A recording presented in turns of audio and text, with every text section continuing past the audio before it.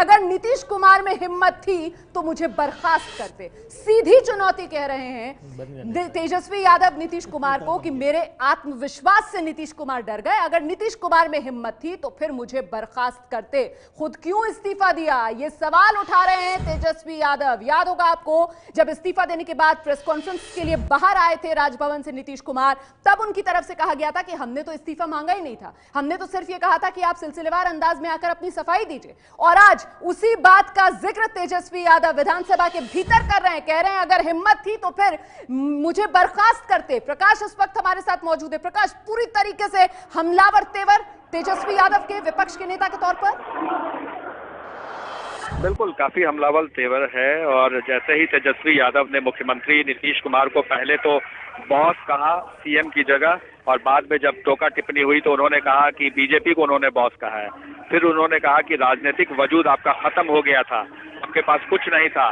पुराने दिनों की याद दिलाते रहे कि कैसे समता पार्टी में आपका हश्र हुआ था, और उसके बाद आज कभी बीजेपी तो कभी कांग्रेस का सहारा लेकर के आप अब तक आगे बढ़ते रहे। इसी बीच में सांप्रदायिकता की बात कही। तेजस्वी यादव ने कहा कि नीतीश कुमार सांप्रदायिकता की बात कर रहे थे, तो इस पर तेजस्वी यादव ने कहा कि सुशील मोदी हंस रहे हैं, मुस्कुरा रहे हैं, आपको शर्म नहीं आती। यही बात पर हंगामा शुरू हो गया कि आखिर शर्म नहीं आने की बात जो बात कही, उसको लेकर के बीजेपी के जितने विधायक थे सत्ता पक्ष के, वो लोग उठ खड़े हुए और तेजस्वी यादव की बात पर काफी हंगामा होने लगा। बाद में विजय चौधरी जो स्पीकर हैं, उन्होंने कहा कि जिस बात पर आपत्ति होगी उसे सदन की कार्यवाही से निकाल दिया जाएगा, यानी कि उसे कार्यवाही में नहीं सम्मिलित किया जाएगा। फिलहाल दोनों पक्ष से नोकझोंक जारी है और हमला तेजस्वी यादव की तरफ से लगातार चल रहा है। बिहार के मुख्यमंत्री नीतीश कुमार पर ही सबसे ज्यादा उन पर हमला हो रहा है।